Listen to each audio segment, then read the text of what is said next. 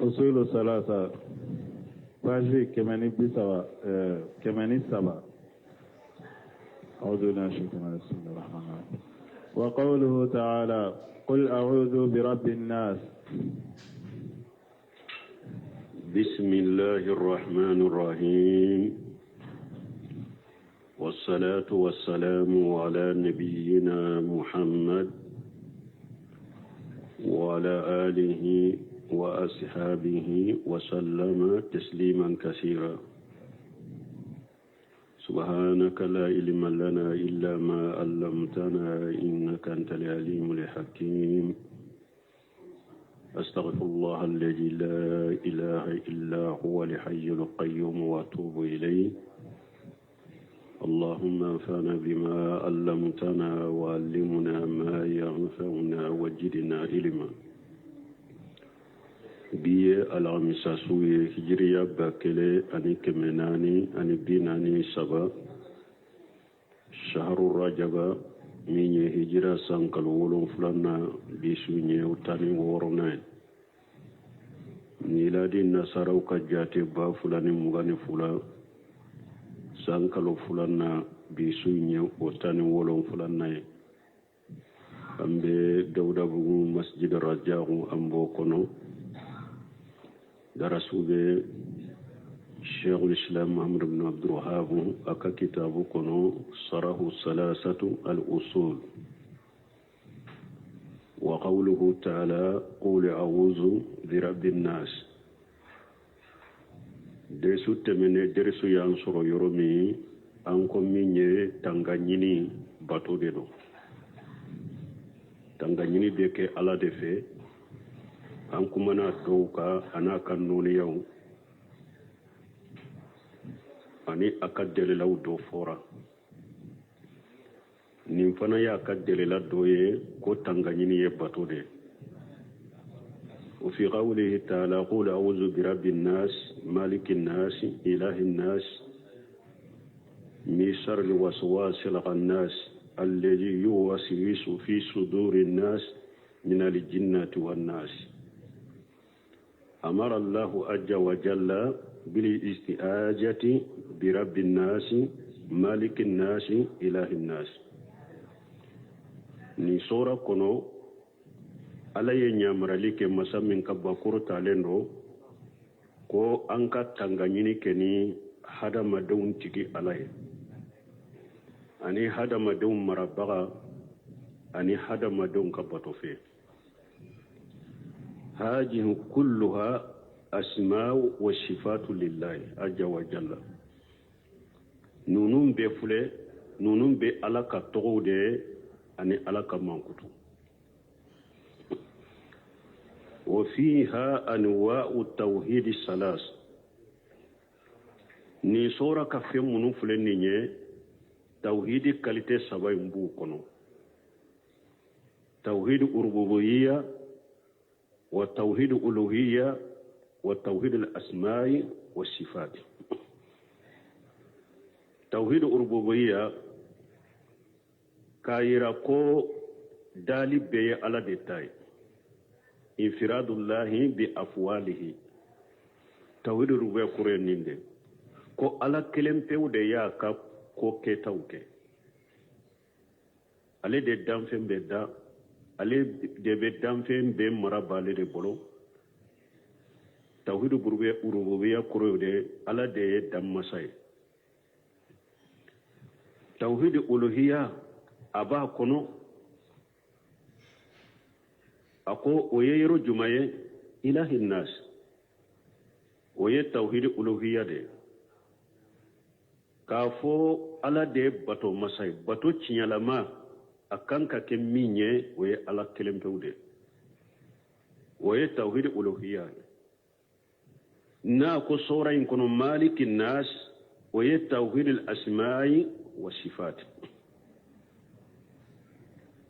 kagira ko togo be alala mankutu be alala o fana bo oyira wala mugo munum ba fo ko tawhidi do ba fo ko muhammad ibn abdul wahhab de yatila ko tawhidi e kelende do ba fu ko shaykhul islam bun temiya de tawhidi tilaka ke sabaye ko ni wote tawhidi kelende ayi tawhidi tilale ka ke sabaye nunun be ya soro yede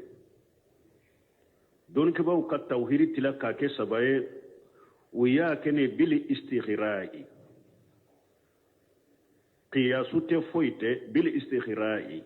uyata ayaw de kono uba fo de mal istighra'i kalan kono ayaw kono hadisaw kono tawhidi kalte saba mbe tarawlu de kono mogo ma do de bil istighra'i adona kalan de kono ayaw de kono qur'ana damina ala ye tawhidi kalte saba fo qur'ana laba ala ye tawhidi kalte saba fo qur'ana chamanche yoro la ala ye tawhidi kalte saba fo aya kelen kono yere qur'ana damina la ko alhamdulillahi rabbil alamin ni nye tawhid rububiyya الرحمن الرحيم مالك يوم الدين نية توحيد الأسماء والصفات إياك نعبد وإياك نستعين نية توحيد الألوهية فاتحة يركونو توحيد كالتي سبا فوراي قرآن كمان ترى سورة مريم كون الرب السماوات والأرض وما بينهما فاعبده واستبر لعبادته هل تعلم له سميا توحيد كالتي سبب بفورا آية كلنكن وهيرولا رب السماوات والأرض وما بينهما نية توحيد جمعة توحيد الربوبية فاعبده واستبر على عبادته توحيد ما جاء توحيد الألوهية هل تعلم له سميا توحيد ما جاء توحيد الأسماء والصفات وبيك آية كلام كنو توحيد كالتي سبا فورا قرآن اللبان فنالا أفلان بولو يقول أعوذ برب الناس توحيد الربوبية مالك الناس توحيد الأسماء والصفات إله الناس توحيد الألوهية آية توحيد كالتي سبا أيو فواني أستعيذ بالله وبهذه الأسماء والصفات kuma laɲini a be komi ko n be tanga ɲini ni ala ye nin nin tɔgɔw ye ani nin mankutu istaiji min sarli waswas wa huwa shaitan n be tanga ɲini wasuwasu kelen kele be ala kin kisa tora ma o ye jon ɲafɔlɔ ye jon ɲafɔlɔ shaitan amal wisiwasu bi kafiri wisiwasu ni y'a fɔ o cogo la bi kasiri waswasu be bi fatihi waw al waswas al wisiwasu be bi kasir bil kasri waw fa huwa masdaru waswasa yuwaswisu wa yam masdaru de niko wisiwasu wa yam masdaru de masdaru waswasu yuwaswisu kuma boyro masdaru أما الوسواس فهذا اسم من أسماء الشيطان من نياك بفتح الواو وسواس شيطان تغدوري ويه شيطان تغدوري ويه لأنه يوسوس الإنسان ويخيل إليه ويشقله من أجل أن يلقي من أجل أن يلقي في قلبه الرويب وترددا ولحيرة في أموره شيطان أبي هذا مدين واسو كفندو كي إني كروتشوغو دولا يبي دسكون كروتشوغو دولا برو كي سغولا كفندو بلا كي سغولا كسيرانيا دو فيلي دسكون كونو ube ka fula do bili dusukun kono ube ka kono na fili bili dusukun kono ikakola التردد ويدي تاكنا ساقي كاكولا نيبي فلا لا وحيرة كورونا فيلي فروكا اوا تاكنا ساقي بلا إيد سكون كونو كاكولا وبي كاكونا فيلي بلا إيد سكون كونو كاكولا أبي فندو كي سكون كونو تويا دولا كي واسو كوكيلا khususan fi amri ibadati kere kere boloka bato ka kola fa inna shaytana yuwaswasu lil insani fil ibadati shaytan bi hada made wasu batola hatta yulabbasa alayhi salatuhu aw ibadatuhu fo abika salli re nyaambi bolo uga bika bato nyaambi bolo summa yantahiya bihi al-amru ila an yakhraja min salati wa ya'taqidu annaha batulati fo ko be laba ka se degere doma e bolosa ni e be bo e ka salli kono fo yere ba jate mina sanka salli tiana aw yusalli summa ya'taqidu annahu la khayru udui ube ebe salli e ka salli len ko fe abena e yere bolo kon sallira salli jitenna aw annahu ma khama likaja ube abina i hakili la ka salli yere ko fe yala ne nin ko masina ne ya ken ka salli la folowa aw annahu ma fala kaja yala nin ko masina ne jora na ka salli la ba ube yala nin ko masina ne ya ken ka salli la folowa wa yasbihu fi waswas ولا يتمأن إلى عبادته ebe labasa ibe wasu ha ite hakili sigi soro ikabatola shetani ben ninke hadama denna ode ato aba do yere mina fo abe kuma hakili na bana do be salliji to be seka eri kelenke salliji kuna na yesu fe minko abena nina imani sufe kwa manyede ibe sagaka ni yesu fe min ko bene hakila ko man ko ibe sagaka do be sega eri kelenke salijila awasu be dola nu ulu be do sallula ube seka kabaru fili kerefe fosnya nani wasu de do shaytan de bake mugola abe kabaru fili abena le hakila ko amado sallila abe sagaka kabaru fili abena hakila ko amado abe sagaka kabaru fili ado yere fana bese ka sagi salli kelen ka sinya nani sinya duru abe salli na ye salamu bila abafu an ka salli mani mafatiha kala abe sagi salli ka na tilala fana abafu min kumbele mina abe sagi salli ka do bese ka sagi salli ka sinya duru sinya nani do yere jole salli kono abe fatiha kala ka fori ka sora daka na ko abe ta ka kumbele mina abena nina ma fat esra ne fatiha kala abe sage fatiha ka tuguni arakan kele abe sage fatiha siya saba ni bebe shaytan ka wasu de do hada maden ki yere korosa made wodi ato dol ke ba ko ni sugu na ya hada maden soro wakati bebe ni togo de la ukonni eddo ni ka sallila ube yi ka salliji ta salliji bana na nani hari ni kono konni make ni ma ikana wula nofe e ka toto e katika sallila ni salli de do na banna salli bannen ko fa nani ma ima fatiha kala de ima ikumbele mina de kana wule nofe tuguni dan salamu bila salli ke rakaba banna kana sagaka woni tora kan ninke ka bamban ninka kafara jikiruka abetunuila me don ko ni ire tobo o sa wasu sugu bolo o de be laba kakima shetane banani hakili cinyai abe hakili yere cinyai yere abe mugo chamanna sheba do ko atumbe alela nale donna sheba unana chidema ko nu ulu donu ka sallila ko abe tokana uluma iman ni salli iman ni manye wasu bena uluma bo fo ulu yere ba jate mina ka salli manye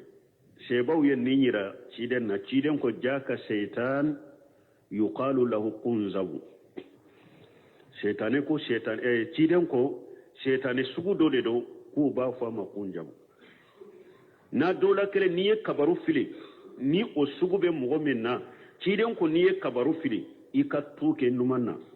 sinya sabadaji te gore ibafa a'udhu billahi minash shaitanir rajim min hamdihi wa nafaqihi wa nafasihi min hamdihi wa nafaqihi wa nafasihi chiden ko ni dola kele ni obila ni donna sallila tuki numan la sinya sabai kan nin do awfo o shayba kayin ko alayya nin do ayin fo ko atara ka bo ale bolo ko ale atara ka bo abolo donc ni sora fana lay be ala tanganyini ati kiso de torama fallahu jallan wa ala ala masamin kaba korota leno atana dawa li haja li qatar ni danje min fulani nye ni ko mashiba berebele ma min fulani nye ala ya fura dama ala wazalika bi an nasta'ija billahi min sharri haja al waswas wa yufra jumaye an ka tanganyini ni alaye akan kisi ni wasu kala in toroma wode ya furai قوله على قناص القناص الذي يتخلف ويبعد القناص كوري مونيه مين بي اتوكوفي كما بويلا فهو يواسوس اذا قفلت عن ذكر الله شيطان فله ni nyinana ala kosuma ko I hakili borane ala kosuma wuye abena gereyila ki wasu min ni ala kosuma wa yuqannasu ay yata'aqqaru yuqannasu kuremunye ay yata'aqqaru abe bokofe idha jakarta Allah azza wa jalla ni ala kosuma durabe bokofe alghanas kurore shaytan be gereyila ni koni nyinana ala kosuma ni jikiru ko doro I hakili bora jikiru ko doro abe wasu min ni he jikiru fo doro abe ma boyla tuguni fa huwa waswas mal qaflati abi wasu kafara nyinanka ni nyinana abi wasu wa qannas inda dhikrillahi azza wa jalla aba yire to kofe kabo kofe ni ala kosuma ni ma ala kosuma be gereyla ki wasu ni ala kosuma abe bokofe qawluhu alladhi yuwaswisu fi suduri an-nas min al-jinnati wan-nas ka'anna al-ma'ana akwa be komi mana yemunye wallahu a'lam annahu hunaka muwaswisuna min al-jinni wa min al-insi yuwaswisuna lin-nas Shakhsal Fawzan ko akon ni mana yemunye Allahu alam ko abe komi wasu kelaw de be kelente wasu kelaw be ajina lamaw be ahadama lamaw be nube hadama den wasu yatuna an-nasa wa yusakkunahum ubina hadama dawna de kawla shika fakama anna lil jinni sayatini yuwaswisuna komi ni shaytanu be jinnaw la chogomi de nube mo wasu fakadhalika lil insi sayatini yuwaswisuna awa bo chogoru kelende la shet hadama don fana hadama den shaytanu do fana be ulube hadama den wasu de fa anta tastaizu billahi min sharril qabilayn awa ifuleka ala tanganyini de kon nin kalite fulaim be nin kabila fula nin kalite fula imbe ala ki kisu fula be toroma jinna shaytane munun be hada maden wasu ala ki kisu toroma hada maden shaytane munun fana be hada baden wasu ala ki kusu utoroma wali haja jinna shaytane wasu o donendo hada man shaytane ka wasu ye munye ni ka bara nyuma dobi bolo kera sunjutugu yewa akera kuma nyuma yewa akera dina ko yewa abeto kana imade go kila shika be bara nyuma mununke ki décourager bara nyuma nununa ibake ka bato mununke ki décourager ka bato nununa iben ninke nima ninto iben ninfuye nima ninto iben ninfuye ubake ko ibe yere yiradela ninchogo mani ki wasu pour ibika nyuma minne babla chogomi abe jinna wula abe hadamaden shaytan wula jinna shaytan be mo wasu hadamaden shaytan fano be munun be wasu bili dusukun kono wali haja yaqulu an-nabi sallallahu alaihi wasallam ninde koso ciden ko kisini nema baka ma ta'awwaja mu'awwij bi mislihima akutangali kala simi yere tangani fitanga fensiye mimbe komi ni sura fula قل أعوذ برب الفلق أن يقول أعوذ برب الناس تنغالي كلا سيما يري تنغاي فنشيه من بكم النون فلا أي هاتين سورتين ني سورة فلا فينبغي لمسلم أكاك سلامي أن يقرأهما في أدبار الصلوات ويكررهما كو أكاك هذا مدني ni sora fula kuyiku kala farda sallu kofe wa yukarriruhuma kasagi salula fana wa yagrahuma inda nawmi ma ayatil kursi ko sinogo wakati fana nibe sinogo fana ikan ni sora fula kala kafara ayatil kursi ka wa suratul ikhlas ani kafara suratul ikhlas ka qul huwallahu ahad Sheikh Salih Fawzani ko akaka silamai ni sora fula iku kala farda sallu kofe ka toka sagi saguka bena faramfansiya ako ika sinogo wakati fana ni bena daka sinogo akaka ika ni sora fula kala ka fara ayatul kurshika ani suratul ikhlas qul huwallahu ahad iku kala يقرأ آية الكرسي وسورة الإخلاص والمعوذتين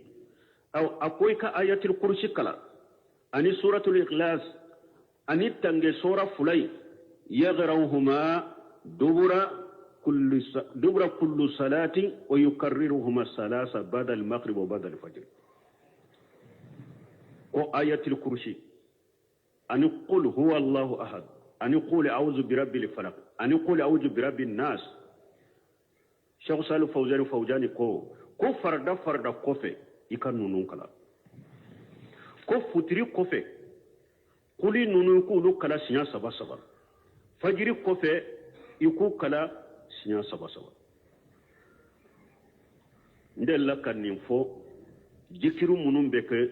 mbe fo farda kofe ndella kan fula kateme anka wojo ambe kuma munun fo abede ka duwawu kanye ala ka dusun kalasi kanye ani ambe munun fo ala kan deme aka soro delelaw ni boyoro gelew bula sino kuma nunu u contrôler lu sega no mogo bolo kosobe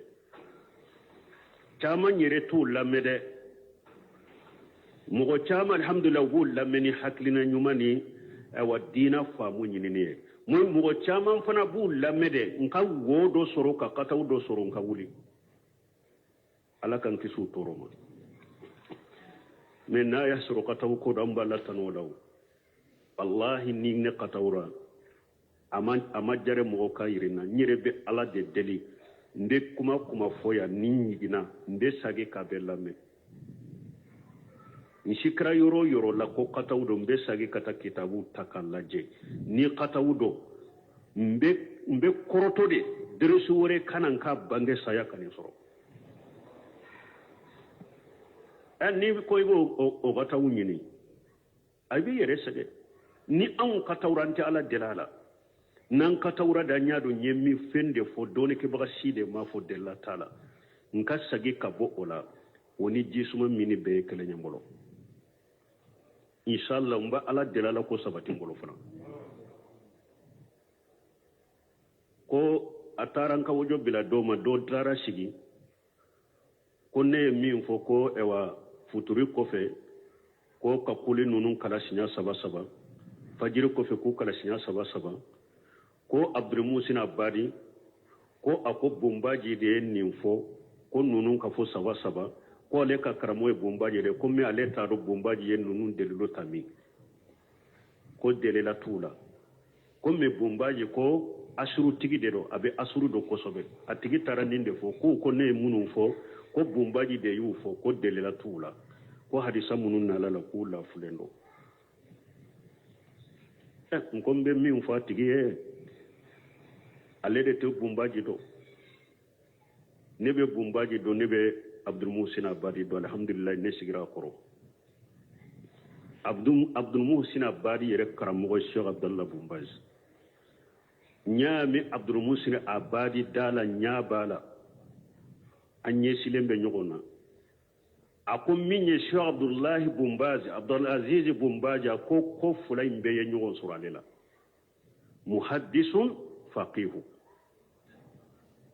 ako Bombaji ye fulay mbe soro ako don ke ba do be ba fo muhaddisu mais ate faqihu ya soro fiqhu be do dola mais ate se ka fo ma ko faqihu do ibe se ka doni ke ba do soro faqihu do abe hadisa do mais ate se ka fo ma ko muhaddisu akum me bumbaji yu fula be soro muhaddisu de do hadisa domba de do a korona mana na deifuna wa deifu bali ako hadisa domba de do abe fo ma muhaddisu abe fo ma faqihu alay yu fula be soro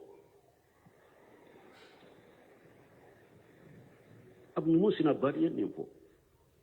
awa abdallah bumbazi aye kuma munun fote sheikh salih fawzan fula kufo awa delelaw de bula don ke baw ko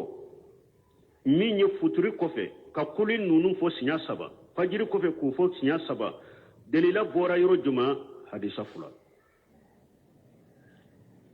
folo abdullah ibn qubayb ako ko ciden ko qul huwa allahu ahad wal muawwijatayn hina tumshi wa hina tusbihu ثلاث مرات تكفيك من كل شر ko ciden ko qul huwa allahu ahad ko kala ani tange sora fula tumami ni donna ula felala ko kala ani ni donna sogomadala ko kala sinya saba ko abi kisi abi wasa kabo fembema ni hadisa turmiji hadisa imbo hadisa Sheikh Albaniya hasaha ani hadisa sahaba be hadisu sahihu ni hadisa sahabendo bo uye delila bonni hadisa la chogo juma ni ciden ko sogoma iku fo sinya saba wala fe ni iku fo sinya saba uko yala ni mugo minye ewa sogoma saliye fajiri sali idonna sogoma lala ube mado sogoma la nu yu kala fajiri kofe sinya saba asabatiru ila ku yu kala sogoma ba uba masabatila idonna hadisa le ube mado hadisaina idonna hadisaina ni ciden ko ni dugu jera qul huwa allah ani muawijataini ni yu kala sinya saba abi wasafin bela ni ye fajiri sali yu kala idonna ni hadisa la ula fe fana ni ye futuri sali iye ni sera sabakala yala idonna ni mo mi nyu kala ula fe idonna fana la mu mado idonna fana la ni ye hadisa folo hadisa fulana uqbata ibn amir ka hadisa ako amarani rasulullah sallallahu alaihi wasallam an aqra bil muawwijati في دبر كل صلاة ko cire sallallahu alaihi wasallam ko cire nyale nyamariya ko akatange soran nunun kala farda kofe uqbata ibn amir ko kala farda kofe ko masabati ni hadisa te nyewa bo ni hadisa wasahahu al-hakim wa ibn qujayma وابن حبان وابن تيمية وابن مفلح وجهب والباني في شهي أبي داود ومصطفى أدوي في شهي الأذكار ولو كوكو حديثا من لا فلندو دي كوكا كل نونون كرا فردا وكوفي كوكو حديثا من على كو بومباجي دي يافو ni hadisa min fulen ninye hadisa mbe ahmadu kono abi abu dawuda kono abi turmiji kono hakimu ko hadisa salendo ala sarti muslim bun kujema ko hadisain sahalendo bun hibani ya hadisain saha bun tamiya ya hadisain saha bun mufli ya hadisain saha jahabi ya hadisain saha fi mijan al-itidal albani ya hadisain saha fi abi dauda shahi abi dauda albani ya hadisain saha mustafa al-adawi ya hadisain saha fi shahi al-azkar kitabu min be ko shahi al-azkar ay hadisain saha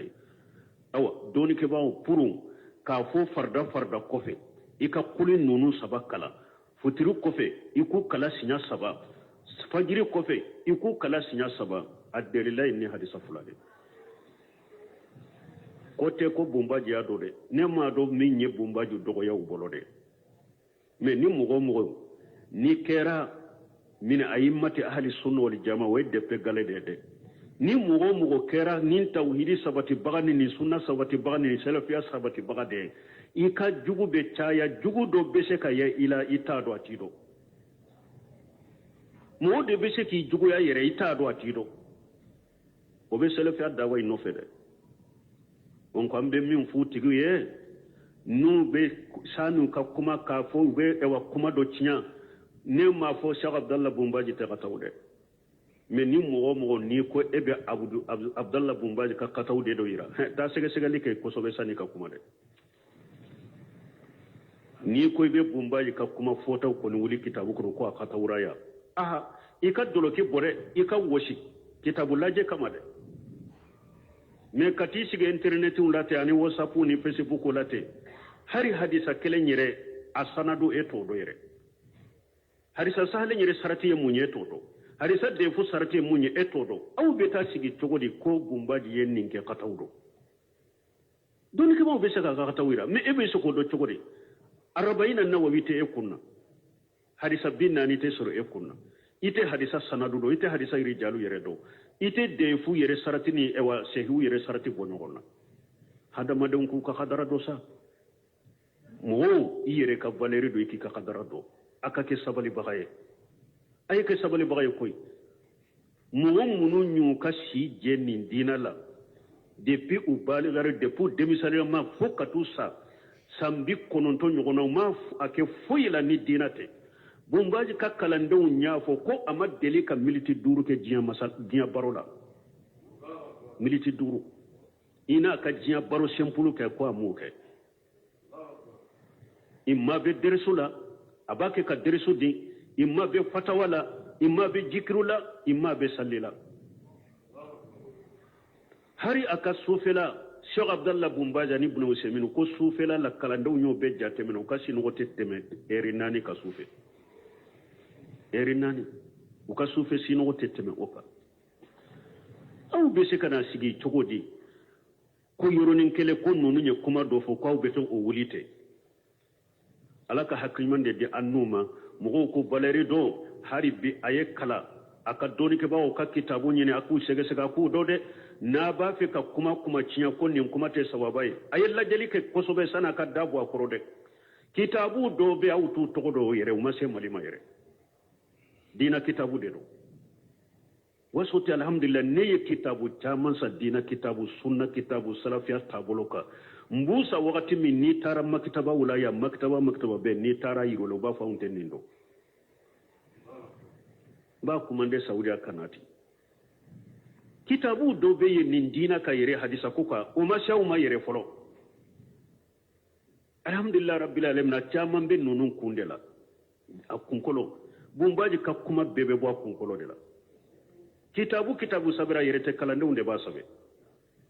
aliya ba fode doro kalande ba saba no fe abe bora kundela hari dondo la kalande ndo kama ko ordinateur bora sisa ko be mo lafiya ko ni be fe mo fe nyina ba kono Cheikh Abdallah Bumbaji ko akwa kana kitabu nunun bila ordinateur kama de sirawu de do unana ni no yawu bawu deme mi akana kitabu bilu kama de ayo ko ni ma ko be hadisa ba kono ko mbe min fa ya kitabu ana akana kitabu bilu kama aya yire de min yodo aya hadisa do fo akwa ma fo ko hadisa bebe sura kono ko bo akwa yini hadisa na sarahu nyini akono aya hadisa do fo ko nati o ye worna teru goshi ka goshi hadisa mai o kwa ma ya kono de akwa ma ya ko awa kwa eta sehi trumijita ni yoro ni nimro abi hadisa yusoro utara turmujisa aya fo chogumi ya hadisa yusoro aw te se ka sigi ko be nunun ka kuma u fota u ciana dabara ete de alaka hakimande de annuma o fule ya usabatilende do o minye faradaw kofe furuka anjidi faidala faradaw kofe azikaru ambe saguka farda sallu kofe jikru munum bu kofe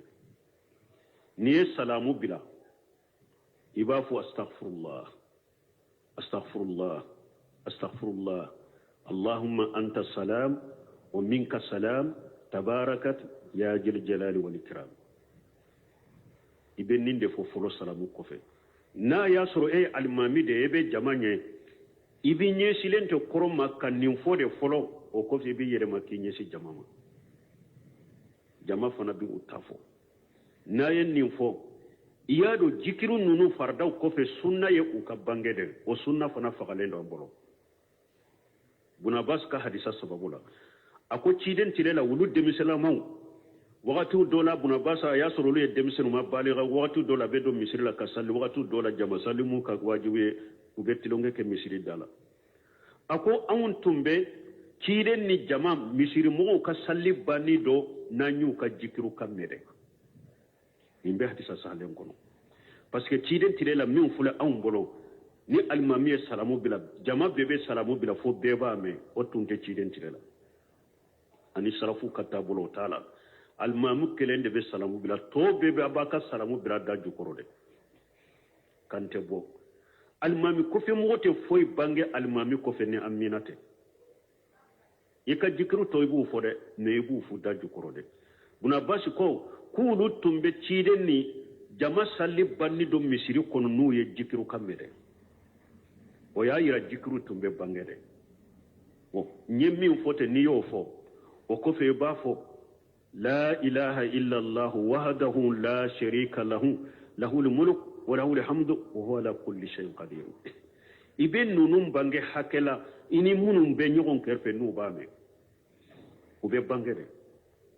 وكفي بافو لا إله إلا الله ولا نعبد إلا إياه له النعمة وله الفضل وله الثناء الحسن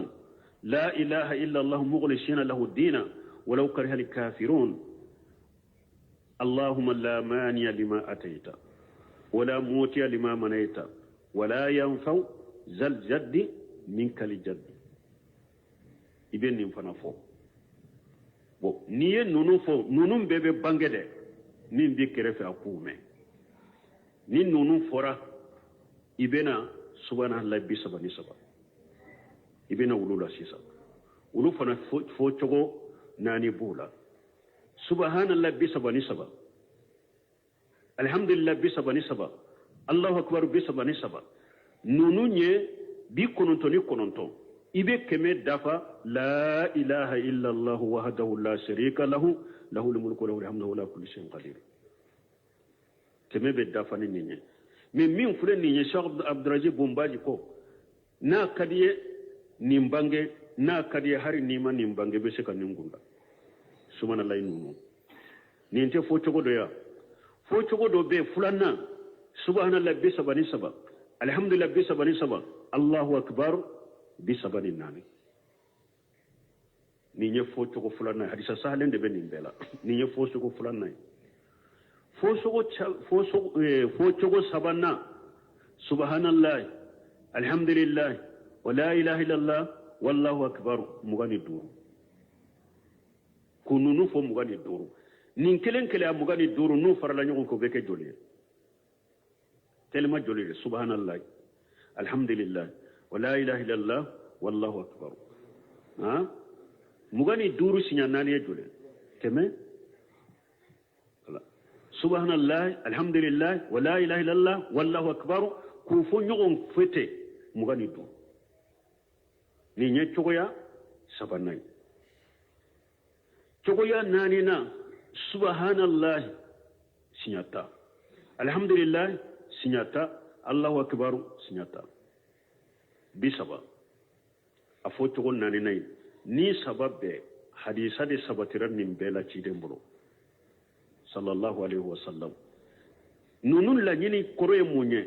ibese ka niye ninke sendola ibese ka ninke sendola ate comme nunun bebe ke salli kelen kono de ibese ko bobo nyon koro ube hada madem bese ka ke wakati do ikateli ni wakati mi kateli tanta info ka wuli kata ni wakati mi kateli ibe tanta info me foto ko duruna do be ko subhanallahi tani kele alhamdulillah tani ke allah akbar tani kere hadisa ma sabato la chidem bodo o sabatira cheba do de yufo o ko chego ko ma sabati chidem bodo woye seba do de ka kuma ne aka barai ne nunu ko ni sabatira chidem bodo woye nin chego nani de donc ibe nunu fo ni ye nunu fo sisa ayatul kursi be kala ay ni ye nunu fo han ni ewa faradaw to de do ayatul kursi be kala kulu saba ibu kala sina kele kele ni faradaw to do bo ni ye fajiri kofe la de do anye munun fote ni ye ulu fo fajiri kofe la ilaha illa allah wahdahu la sharika lahu lahul mulku wa lahul hamdu yuhyi wa yumiitu wa huwa ala kulli shay'in qadir iba fo sinyata fajiri kofe ibe nin fo sinyata ni ye nin fo sinyata ibe ayatul kursi kala ni ye ayatul kursi kala kuri saba ibu kala sinya saba fajiri kofe ni futuru fana kofe la de don la ilaha illallah wahdahu la sharika lahu lahul mulku wa lahul hamdu yuhyi wa yumiitu wa huwa ala kulli shay'in qadir iba fo sinyata futuru fana kofe ni ya fo sinyata ibe ayatul kursi kala sinya kele ka kulun nunun kala sinya saba saba o jikiru munun be fardaw kofe nunun de do ambe ala delu ko cogo nyuma ala ko no yanye ha allahumma ajir minan nar masabati ha allahumma inna la zikra wo ye jikru ye o makrekirani wakati ye jikiru munun ko ne be farda kofe o ye nunun de allahumma inna la zikrika do ko ni ciden ko duburu kullu salati bunte mi ko ni mo femminye nunu na nyogona de ni duawde do duburu ye o yoro de ka salli la basani ka bo sallila mo ka famu do soro shawul sala bunte mi ye farqu do fananati akun ni femmo fenye duawde na ko duburu kullu sala ko o be fo salli la bandela ikata ya la basani ka bo sallila ube ka sujudi bo ni femmo fenye ajikaru de na ko duburu kullu sala o ye salamu kofe ibo fo salamu kofe comme ante nyinin kali yorola aba janto ala deresula aba do nyinin kali munun dilolembe deresula aba janto la ka hakili tola ni nyinin kali wakati nana bu nyinin ka ashahidu wa kadhalika yaqra'uhuma inda an-nawmi ako abu o chogodela shinugo fana wakati ibe sora fulain kara mini azlin an yabuta ida anhu shaytan pour shaytan kamma boyila fala yukaddir alayhi nawmahu akana ikashinugo duru ibolo wiju ijahu bil ahlami akana ta katoika jatigeni sugo juguye ashahidu min hataini surataini mi seriya en mi nyanni sura fulala anna allah amara bil isti'ajati bihi wahdahu ala ya nyamariya kwanka tanga nyinini ala kelempewude fadalla ala anna li isti'ajatan bighayrihi min al jinn aw min al ins ni nyeddalu layranna ko katanga nyini ala tanafe o kera jinnayo o kera hada madenunyo aw min ay makhluqi o kera damfeye annahu la yazuz ko atedaga mo katanga nyini ala tanaye o kera jinnayo o kera hada made o kera damfe o tedaga ye li annaha nawu min anwa'il ibadati parce que min ye tanga nyini ye ala bato kan noniya dode do tanga nyini fana famura ye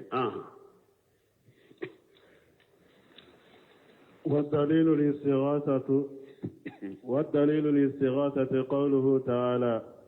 إذ تستغيثون ربكم فاستجاب لكم والدليل الاستغاثة يفلق الاستغاثة والدليلها قدام كشفنا أمبورا تنغنيني دلا أقدام كشفنا يبطوني والدليل الاستغاثة قوله تعالى إذ تستغيثون ربكم فاستجاب لكم أقدام كشفنا دلا يموني كو بطو دو كو آية مننا بدري دو kide sallallahu alaihi wasallam tumama ye kafiru ka jama kulunu kala benye ale ka jama mo keme sabani tani saballa benye re tu bolo kide mulila ka salli ka dama kashi alala kontigi ala jama min fulene boloya mu'minu bede fulene nyokoy ni nunu fagaraya u halakiraya ntigi ala ite boto dugu kolo ka tuguni de aya dama kashi alala ka dama kashi alala fo aka birfini min melekelen tumbala binna abubakar ya ta kadwa kamana ako cide mako ni wasara itige alati labila ala kambo de maya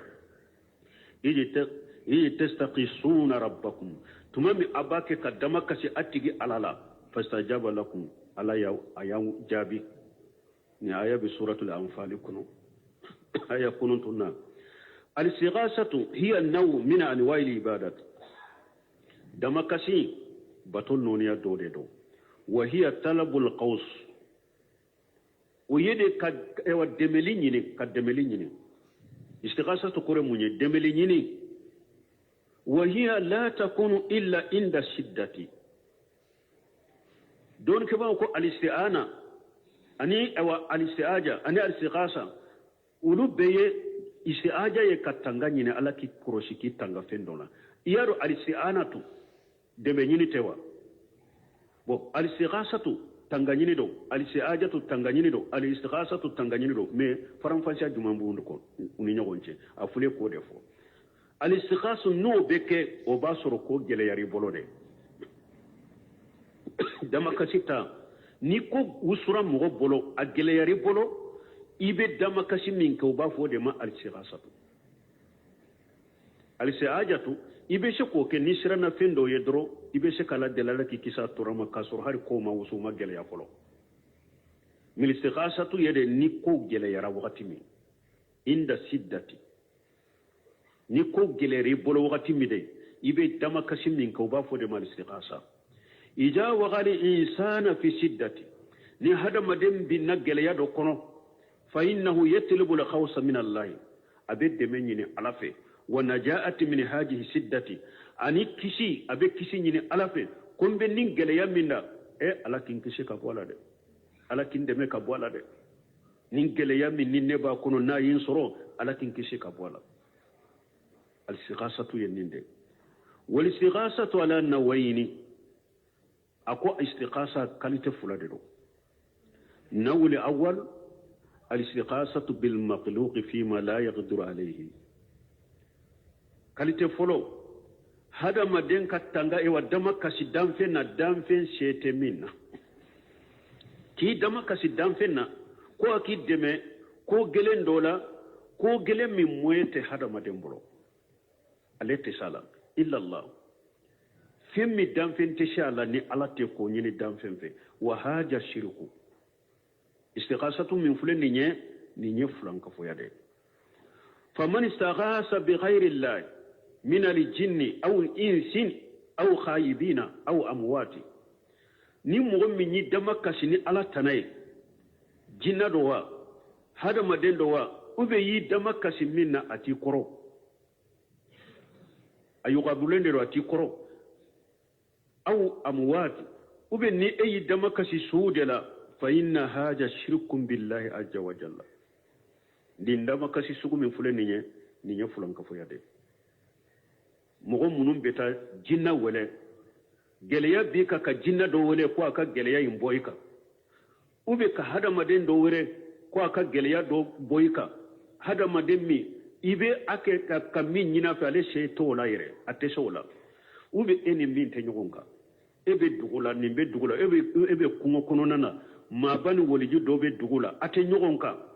ni e kono na fila ibirna geleya la ya fulana ni nye sirku de kasurina te nyogonka ka fen wole kasurina te nyogonka fulan ka foya dero shirku dero ube su be kaburu kono e kati dama kasala karasa fulana su denko de benela karasa fulana su garjage ko de benela karasa fulana su uko siri de benela e ka siri fone ka bonna karasa fulana su banado de benela ikanne furake ni nye fulan ka foya de mogo ben ninta bolendo silamiya sariya kono a bolendo dina kono shirkul akbar mukhraj min al milla fulan ka fuya kumba bare fulen ni nabe mo labo dina kono fal sighasatu bil amwati ki dama kasini suye o bil khaybina anini ki dama kasini femunye muntu koro min sayatin ni o kera shaytani udesa wali jin ani jinnu haja shirkum billahi azza wa jalla ni nye fulan kafuya de ni ala ye fulana re fara ala kanina masamin kabo akorta leno donc ni ndama kasi sugu min fulen ni nye nin fana ɲo ɲalen do an ka jamana ninnu kɔnɔ silama caman ba dambe ka taa silamɛ ma u bɛ sali u bɛ so nin ko sugu b'u bolo nin ko sugu bɛ mɔgɔ o mɔgɔ bolo kana kaba i ka sali la dɛ kana kaba i sunna kana kaba ja ka bɔ n'i ka hiju n'i ka limura ni bangebaga bato la ala mako si t'a la i bɛ fɛn o fɛn kɛ ala mako t'a si la a bɛ baara tiɲɛ dɛ i ye musiriki dɛ n'i sara kan i ma tuubi yomali kiyama dɔw i bɛ don jahanaba de kɔnɔ ka don i tɛ bɔ ala tɛ yafi ma fana dɛ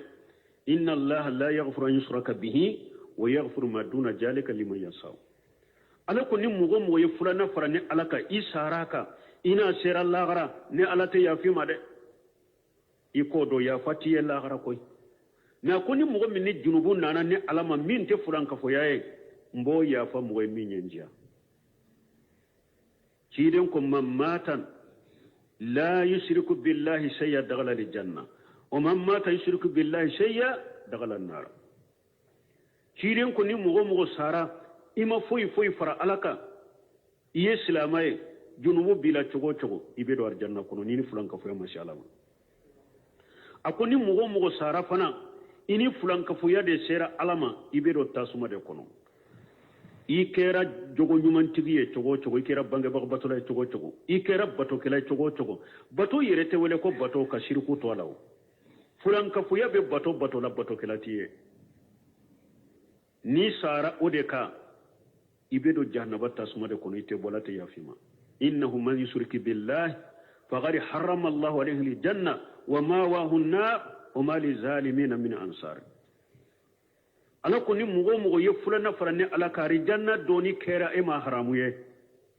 e bɛ jahanaba tasuma i bɛ don jahanaba tasuma de kɔnɔ ayiwa tɔɲalikɛla yɔmal kiyama dɔ dɛmɛbaga t'i bolo ala kan kisi fulankafoya ma dɛ wallahi n balimaw sheikh muhammad ibn abdurrahman della k'o de fɔ tuma b'a bɛ wele ka taa tawhidi ma a ko a jama in ma a ko n b'a kɛ k'a wele ka taa tawhidi min na n'a y'a sɔrɔ a b'a dɔn a b'a ka nafa dɔn a ka nafolow yo a ka denw wo a ka wa muso aw tun b'a bɛɛ don a da fɛ n b'a kɛ k'a wele ka taa min n'a tun b'a nafa dɔn balimaw de y'a to dɔɔnikɛbaw ko tawhidi k'i jija i bɛ yɔrɔ min i ka tawhidi sabati ye dɛ a baraji tawhidi ka ɲi a hamilen don ka tɛmɛ miji kan ani dumuni ani fiɲɛ min bɛ sama kabila tawhidi bɛ nin bɛɛ ɲɛ a bɛ nin bɛɛ ɲɛ balimaw feere ka kɛ tawhidi ka sabati jamanaw kɔnɔ hɛra min b'a la a ka hɛra bɛ nin bɛɛ ɲɛ dɔɔnikɛbaw k'o kɔrɔ ye mun ye miji fule n'a ma sɔrɔ minɔgɔw i sara minɔgɔw n'a gɛlɛyara mɔgɔw kan laban bɛ kɛ mun ye ni ji ma sɔrɔ saya tɛ yan mɛ ni hadamaden sara i bɔra diɲɛ kɔnɔ i ni tawhidilama bɔra diɲɛ kɔnɔ tawhidi b'i bolo i bɔra diɲɛ kɔnɔ mun tiɲɛ na i bɔra diɲɛ de kɔnɔ mɛ lagara b'i ye min b'i ye lagara ye e mako tɛ diɲɛ la yɛrɛ dumuni ma sɔrɔ ou bien fura ɲuman ma sɔrɔ k'i furakɛ a laban ye mun ye saya ni sara i ka tawhidi kan mun tiɲɛ na foyi ma tiɲɛ i bolo i bɔra diɲɛ de kɔnɔ mɛ lagara b'i ye ni na kili i bɛ fiɲɛ min sama k'a bila n'o tigɛri ye i tigɛri la i tɛ sa de wa o ni sara i bɔra diɲɛ kɔnɔ i sara tawhidi kan mun tiɲɛ na foyi ma tiɲɛ i bɔra diɲɛ de kɔnɔ lagara b'i ye e mako tɛ diɲɛ la yɛrɛ tuguni mɛ n balimaw ni hadamaden miji ɲuman sabatira dugu kɔnɔ jamana kɔnɔ dɔgɔtɔrɔ ɲumanw ni furakɛli ni dɔgɔtɔrɔso ɲuman sɔrɔla dugu kɔnɔ dunkafa sabatira dugu kɔnɔ fiɲɛ duman bɛ sama kilimaw kɛɲi fiɲɛ duman bɛ sama ka bila dugu kɔnɔ ni tawhidi ma sabati ye siriku de bɛ yen mɔgɔw ɲɛnamara ka sa fulankafoya kan diɲɛ tiɲɛniw la lagara tiɲɛniw la foyi ma ɲɛ foyi ma ɲɛ mɛ yala ni miji sabatira dugu kɔnɔ jamana kɔnɔ cogo o cogo a bɛ kisi saya la wa a bɛ sa o dɔgɔtɔrɔ ɲumanw sɔrɔla cogo o cogo a bɛ to diɲɛ kɔnɔ wa a y'a laban ye saya de dunkafa sabatira cogo o cogo laban ye mun ye saya ni na kili ɲuman sɔrɔla cogo o cogo i laban ye mun ye saya ni sara musiriya kɛ kan i man kɛra i peredila diɲɛ la i peredila lagara kasira duniya wali akhira zalika huwa al-khusran mubin i perdi la jinya la perdi la lagara la ala yere ko de perdi bangalenye ala kan kisi wala jamana fama wo population to almamu wo wajuli kala wo be ka hamme kanka ke femminye jamana kono an ka hamme ka ke nin tawhidi ka sabati de hammi ka ke tawhidi ka sabati jamana kono sunna ka sabati jamana kono ala faham salafu salih e nin tawhidi de kanka kala mishiru kono anini sunna ala fahmu salafu salih ni salafiya min fulani nye akanka kala demisenu la ka jense mishiru kono akanka kala madrasa wula akanka kala ekeri wula de kala nyuro be tawhidi ni sunna ni salafiya de kanka kala bela baruma anka derisu nuna anka kontine de ambe ala dirala ka sini kenani dusun kala sidama haru odo bunne do bora amfe ya bunne caman be ya ubado abina salli misir la derisu abina derisu su ya nofe ala ye akaye aye madina jamia so odo atara abeta nana sarimaya akombe derisu la meya auntu nye feundo ke ka kala nyini jamia la alhamdulillah yanta ni koni beta nana sarima wambe bila siralu minke anyuke nyogoni atare mbarimo ako karamo folo min donna uluka ko tawhid kalamo de aqida kalamo ko folo be min faawiye folo Qur'an sunna ala fahmu salafu salih akatabulu ka ko yekele fulana sani ankana aka kalanda mina folo salasatu usulu ayo durushi qawaidu la arba ayo durushi nawaqidu al-islam ayo durushi akwa yin nin kitabu sabade duma ku kan nunun durushi fulo sanu ka bara damina akon nin kele wallahi hakli jigna yedela dek tikra mo donnan ka kan nin fo hakli ma jigi mo sila malini ete ditumba bila nunun de kade al-qur'an wa sunna la fahmu salafu salih balmo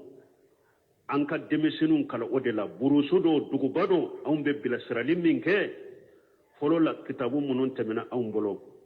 alhamdulillah temena ne ambe bi annana mun famu ni mugo ni be hera fe ka dugu demesenun ye ukala salasatu usulula ani qawaidul arba ani nawaqidul islami ani kasbu subuhati kana kitabu tauhidi anka nununde donka programula anka demesenin kala wula mais antum be anka dalaydu qareto kala mununa burda kala mununa anka na ulu kala demisenu la sisa de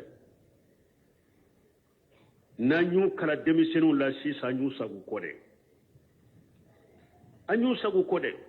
fo ka tawhidin de kala nin temena o temena mogo munu nyana mona nunka nu sara na yasoro hujama jo minka min ta do de o kat korbe ala bolo lagara na do e kofe kitabu munu fuleni nye defo bula bidia bu dola shiriko bu dola e ka sage kata sigi kulbe wulu kala demisenu la ini kunko be se lagara sikana shiko la de ni kanna geleya min ni dola ini kunko be se lagara balma ka alaka hakki mandama wati rete minanka ambe fulanna faraka fali istighasatu nawu sani al istighasa kalte fulanna الاستغاثة بالمخلوق الحاضر الحي فيما يقدر عليه قدمني دام فين بولو دام فين مي ابي كورون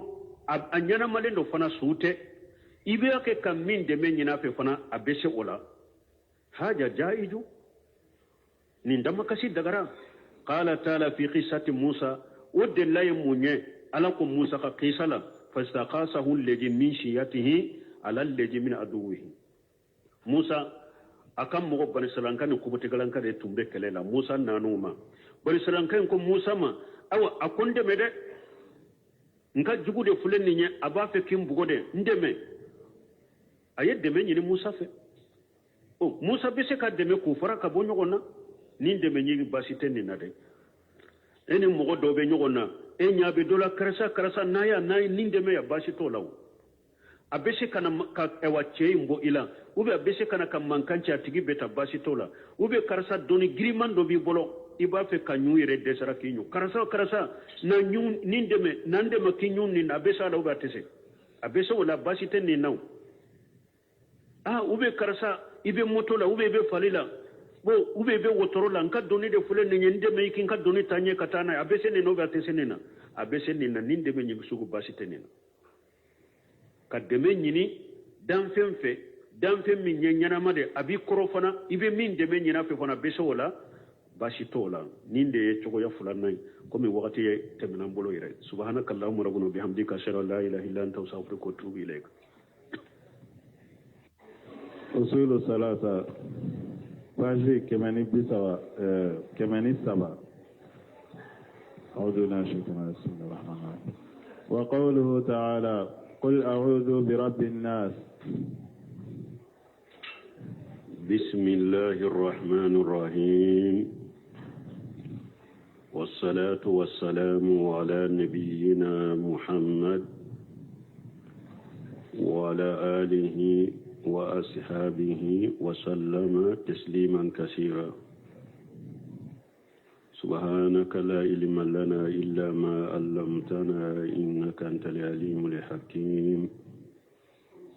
أستغفر الله الذي لا إله إلا هو الحي القيوم وأتوب إليه اللهم انفعنا بما علمتنا وعلمنا ما ينفعنا وزدنا علما بي الغمساسوي هجريا باكلي أني كمناني أني بيناني سبا شهر الرجب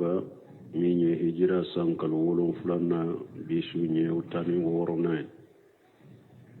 ميلادي نصارو كجاتي با فلاني مغاني فلا سانكالو فلانا بيسوني وتاني ولون فلانا أمبي دودا بغو مسجد الرجاء أمبو كونو درسوا شيخ الإسلام محمد بن عبد الوهاب أكا كتابه كنو صره الثلاثة الأصول وقوله تعالى قول أعوذ برب الناس درسوا تمنى درسوا ينصر يرمي أنكم من تنغنيني باتو دينو تنغنيني بيكي على دفي أنكمنا توكا أنا كنوني يوم ani akaddele law do fora nin fana ya akaddele la do ye ko tanganyini ye bato de وفي قوله تعالى قل أعوذ برب الناس مالك الناس إله الناس من شر الوسواس الخناس الذي يوسوس في صدور الناس من الجنة والناس أمر الله عز وجل بالاستعاذة برب الناس مالك الناس إله الناس ni sora kono ala ye nyamrali ke masamin kabakuru talendo ko anka tanganyini keni hada madon tigi alay ani hada madon marabaga ani hada madon kabato fe هذه كلها أسماء وصفات لله عز وجل نونم بفله نونم بألاك تغودي أني ألاك مانكتو وفيها أنواع التوحيد الثلاث ni sora ka fe munu fule ninye tawhidi kalite saba mbu kono tawhid urububiyya wa tawhid uluhiyya wa tawhid al-asma'i wa sifat tawhid urububiyya kayira ko dalibe ala detay infiradullahi bi afwalihi tawhid urububiyya kure ninde ko ala kelempew de ya ka ko ketawke ale de damfen be da ale de be damfen be marabale de bolo tawhid urububiyya kuro de ala de dammasay tawhid uluhiyya aba kono ako oyeyro jumaye ilahin nas oye tawhid uluhiyya de k'a fɔ ala de ye bato masa ye bato tiɲɛlama a kan ka kɛ min ye o ye ala kelen pewu de o ye tawhid uluhiyya n'a ko sura in kɔnɔ maliki nas o ye tawhid al asma'i wa sifat